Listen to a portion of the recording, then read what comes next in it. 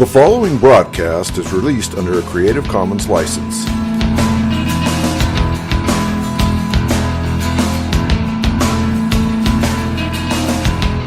I believe in Jesus Christ, the only Son of God.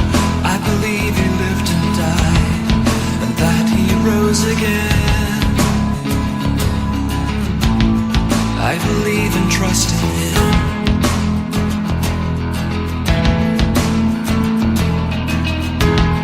He ascended into heaven. Christ, our living head, will one day come again to judge the living and the dead. I believe and trust in Him.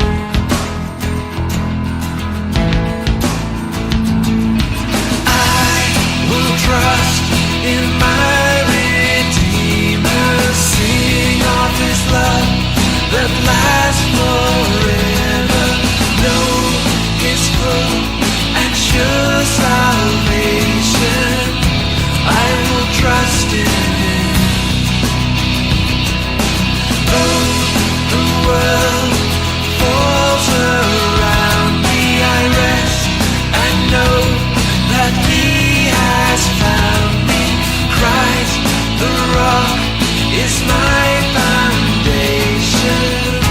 I will trust in Him. I will trust in Him.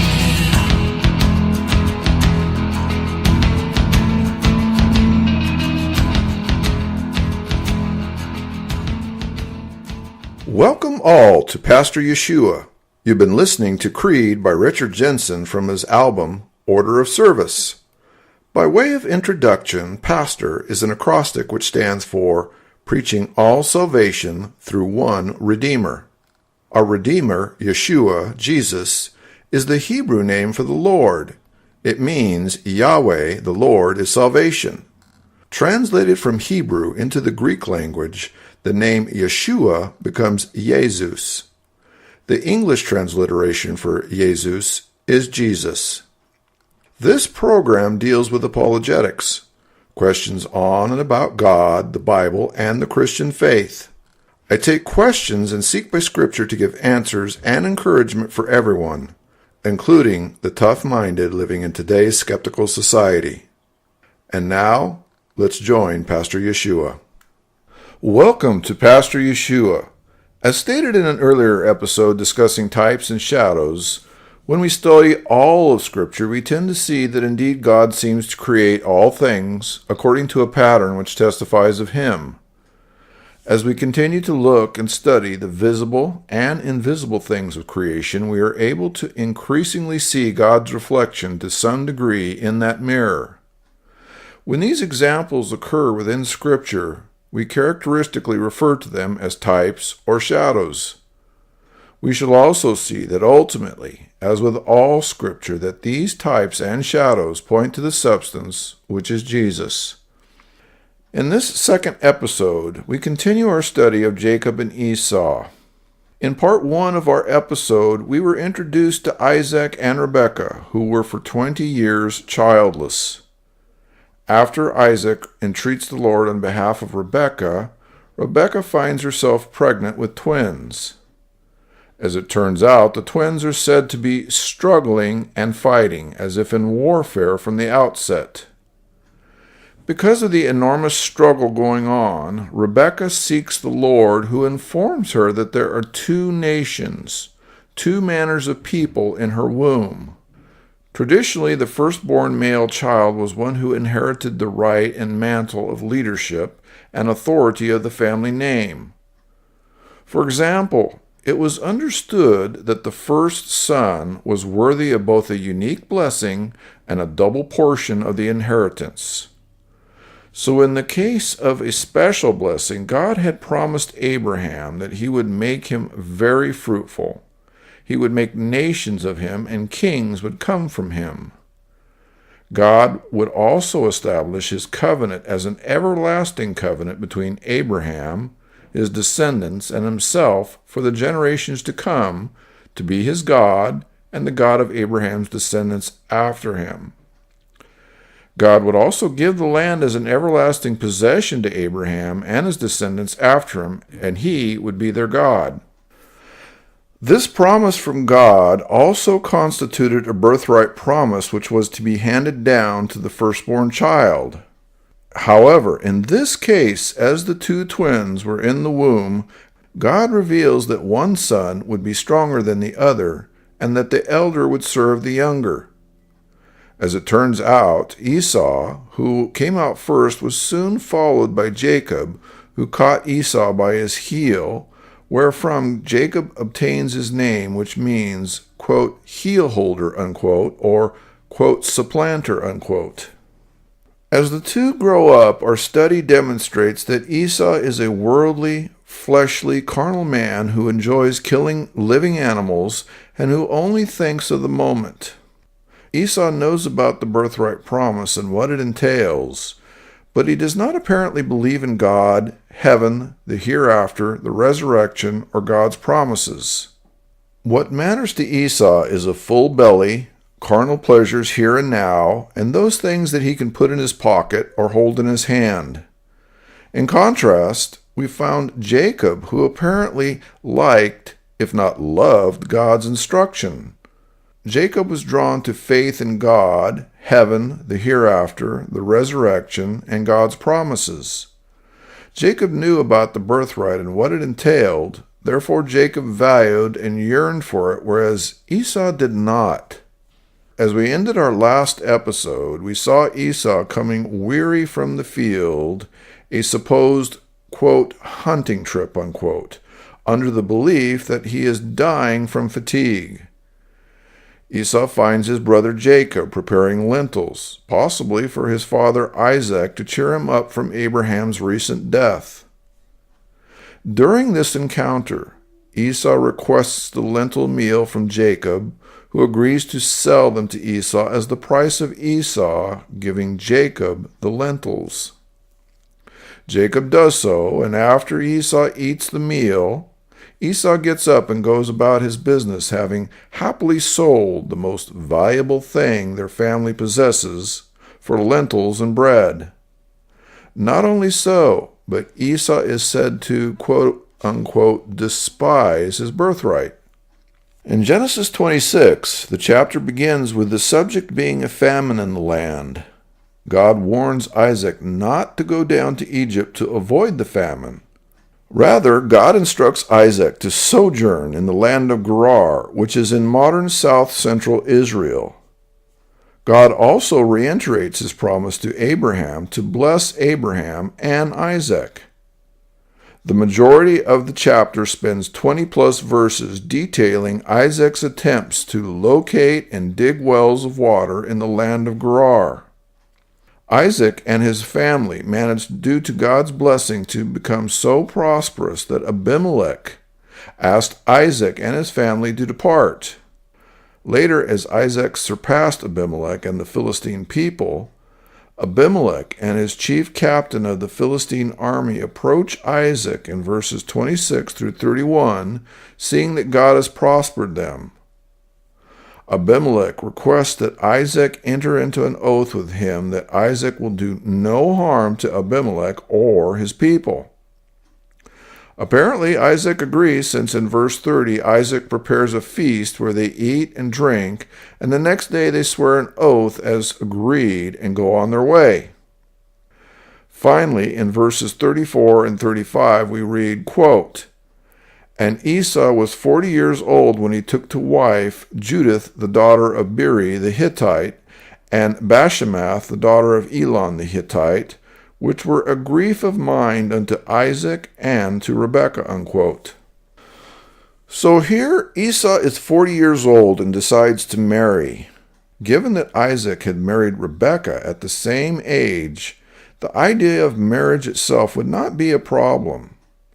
But here, with such a throwback memory for Isaac and Rebekah, Esau marries not one, but two Hittite women. We get the unambiguous idea that neither Isaac nor Rebekah were pleased with the marriages. In fact, we are told that they both had, quote, grief of mind, unquote. In order to put this grief of mind into perspective and understand its cause, let us go back to Genesis chapter 9, verse 22. Here, we learn that Ham disrespected his father Noah, and as a result, Noah cursed Ham, Ham's son Canaan, and Canaan's descendants. One of Canaan's sons was Heth, according to Genesis chapter 10, verse 15. Esau's first two wives were both Hittites. According to Genesis chapter 27, verse 46, Rebekah complains about Esau's wives, calling them the, quote, daughters of Heth, unquote. Now, there is an entire history lesson which gives clarity as to why Isaac and Rebekah would have grief of mind because of the Hittites. But in short, beginning with Ham, his son Canaan's descendants were generically referred to as Canaanites. As Genesis 10 continues, we learn that Canaan also produced the Jebusites, Amorites, Girgashites, Hivites, Archites, Sinites, Arvadites, Zamorites, and Hamathites. These, as it turned out, were historically all the peoples who Israel later had problems with because of their idol worship and godless practices. Ham also produced Cush, the father of Nimrod, who we have already studied previously in the episode entitled The Tower of Babel. Now fast forward back to chapter 15 of Genesis, where we find God entering into his covenant with Abraham. In this covenant, God promises to make Abraham's descendants as numerous as the stars. Abraham is told his descendants will suffer 400 years of bondage, and that eventually, when freed, they will return to the land of Canaan. Regarding this 400 years of bondage, God makes a curious statement in verse 16, saying, quote, "But in the fourth generation they shall come hither again, for the iniquity of the Amorites is not yet full," unquote. As we know, in chapter 18 and 19, God was forced to destroy Sodom and Gomorrah, whose descendants were comprised from the descendants of Canaan. Despite this and other encounters, Canaan's descendants continued in their idol worship and wicked living all the way until Moses, Joshua, and Israel's descendants fought with, defeated, and killed many. The complete details of Ham, Canaan, and the constant evils which they lived by will have to wait for another episode. Suffice it to say that, like some today, they lived and acted according to doing what was right in their own eyes. Despite living among God's people and knowing the true God, they one and all committed themselves to rebellion in every way imaginable to God. It was because of this rebellion and wickedness that we find Abraham making Eliezer swear not to allow his son Isaac to take any Canaanites for his wife in Genesis chapter 24, verse 3.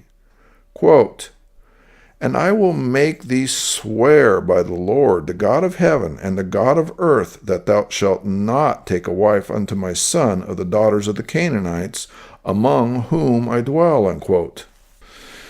Now, we know that Eliezer went through a great deal of trouble to fulfill this promise and obtain a wife, Rebekah, for Abraham's son Isaac.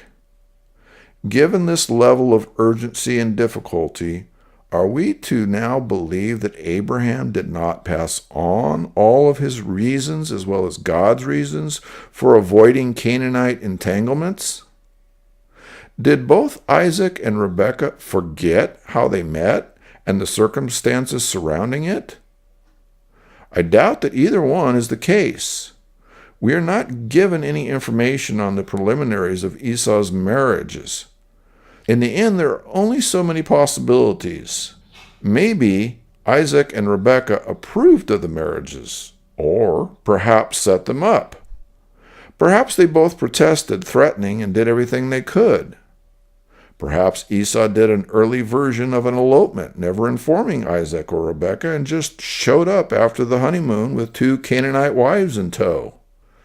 All we know is that the end result was that Esau married two Canaanite women who were a grief of mind to both Isaac and Rebekah. The only other clue we receive is from the Targums, which say this regarding Esau's wives. Quote, "And Esau was a son of 40 years, and he took up to wife Yehudith, daughter of Beri, the Hittah, and Basemah, daughter of Elon the Hittah. And they bowed in strange worship and set themselves to rebel in their evil conduct against Isaac and against Rebekah. And they were refractory, swelling in spirit with strange worship, and would not receive instruction either from Isaac or Rebekah." Unquote. With this addition, our earlier suspicions are fully confirmed. Both of Esau's wives were fully steeped in idol worship to false gods. Since they and their people were in rebellion to God, it comes as no surprise that both of Esau's wives refused to listen to or accept the authority of Isaac or Rebekah. Even more sadly, we see that Esau's disbelief, disregard, and disdain for the things of the Lord appeared to have grown. Doubtless, having lived near or among the Hittites, Esau knew their customs and behavior. Surely we are not laboring under the belief that Esau married two women whom he had never met before. Either he married for looks and companionship alone and had no concern or desire for what these women believed or who they worshipped, or Esau knew very well that they worshipped false gods and he did not care. Whichever the case was, within some period of time, we find the daughters were bowing in strange worship as well as rebelling against Isaac and Rebekah. During this time, we are not told whether Esau worshipped along with his wives, with his parents, or not at all. We know that Esau's wives did not worship in secret because we have the comment that Isaac and Rebekah had grief of mind because of Esau's wives. This is almost certainly because of the conflict and offense of the idol worship which Esau's wives engaged in.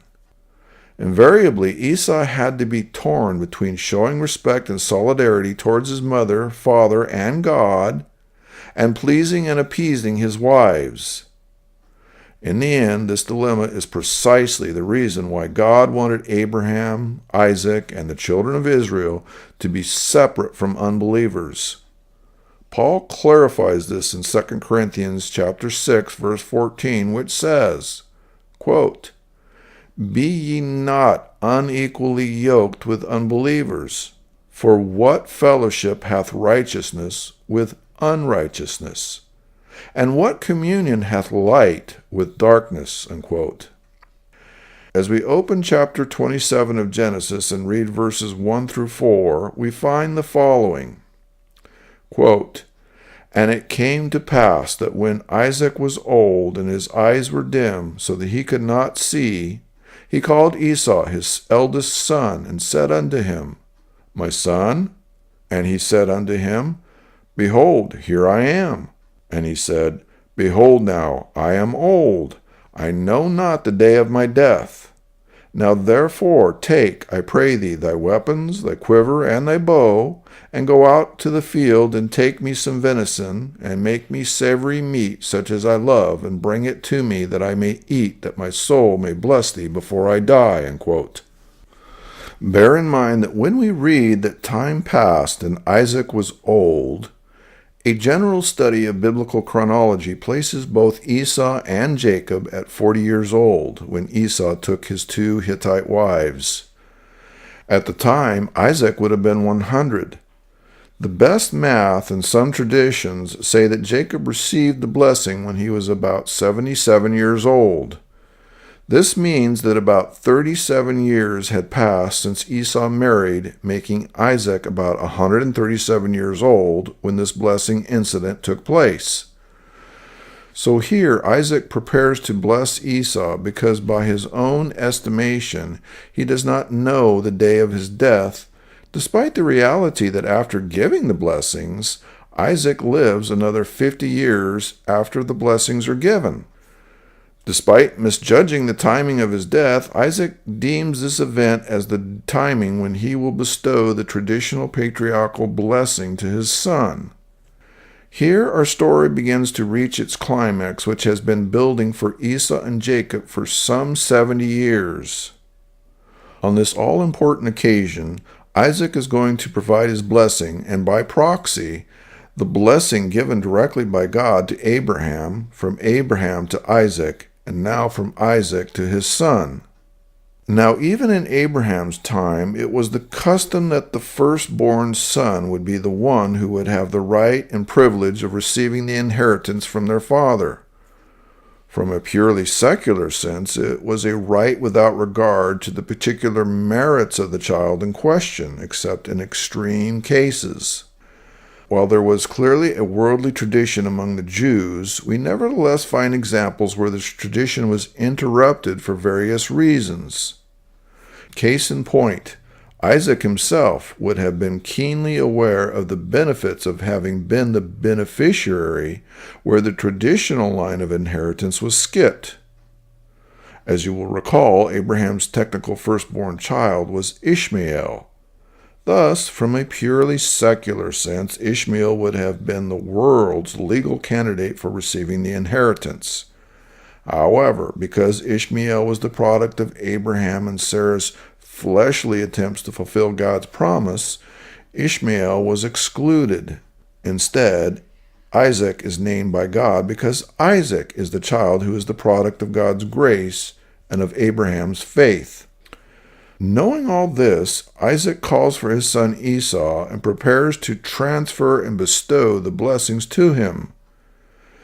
This decision by Isaac begs numerous theological questions. Firstly, why would Isaac, who had seen, learned, and knew so much of God, decide to confer such an enormously important blessing given by God to a man, i.e., Esau, who had repeatedly and obviously intentionally disregarded and rebelled against the things of the Lord? To begin with, there was a revelation by God to Rebekah that Esau, i.e., the elder, would serve the younger, i.e., Jacob.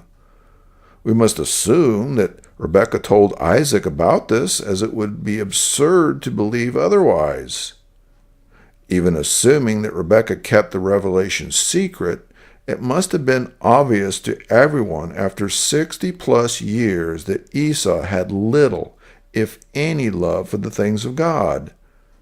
From the Bible, we know that his first and perhaps only concern was for the things of this world and the flesh. Esau loved to hunt and kill animals for the fun of it. His primary focus was eating, drinking, and filling his own belly. If we can trust the Targums, Esau was a complete rebel who was fully into licentious and carnal living and loving. Placing perhaps the nail in his own coffin, Esau deigns to marry not one, but two heathen idol-worshipping women who caused constant grief of mind to both Isaac and Rebekah. Even if we grant that Esau was completely blind, he still would have had to know these things about Esau. If so, then why would a man who knew God and the importance of God's blessings decide to give that blessing to such a blatantly rebellious man? If Jacob is the kind of man whom we have interpreted correctly, then we should expect Isaac to call Jacob and to give him the blessing rather than his brother. What is the explanation? Considering the incident to date, I would submit that we have the following options. 1. Isaac is wittingly following the rudimentary secular tradition of giving his blessing to his eldest son regardless of Esau's spiritual and or moral condition. 2. When the text says that Esau's eyes were dim, we could look at the original language saying that Isaac was quote-unquote old, or quote, his eyes were dim, quote-unquote, and or quote, he could not see, unquote, which clearly gives the legitimate alternate translation that Isaac was not suffering simply from poor eyesight, but rather that his mental and spiritual state of discernment were weak and or failing. Thus, Isaac was attempting to bestow the blessing incorrectly based upon a viewpoint absent the discernment given by God. 3. Some points of 1 and or 2 are correct. However, there is a deeper theological truth being given here which touches on being a possible type casting a shadow to the substance intended.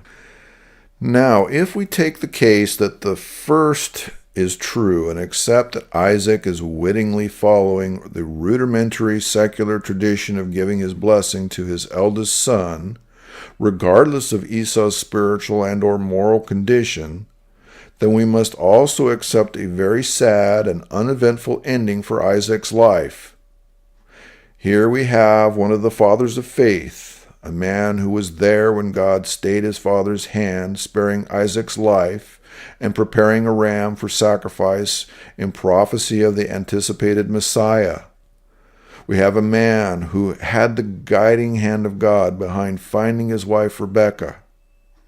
Finally, Isaac had the privilege of having God speak to him and reiterate the promises made to Abraham directly to him in chapter 26. Yet, despite all this, we have Isaac who now has the spiritual resume to know better, preparing to bless a man, i.e. Esau, who he should definitely know better based upon evidence which abounds. Apparently, under this premise, we are led to believe that regardless of all the contempt for the things of God that Esau displayed, despite the revelation from God to Rebekah, and despite the fact that it would be important to maintain a lineage necessary to lead to the eventual birth of the promised Messiah, Isaac was content to turn a blind eye and confer God's blessing on Esau simply because it was tradition.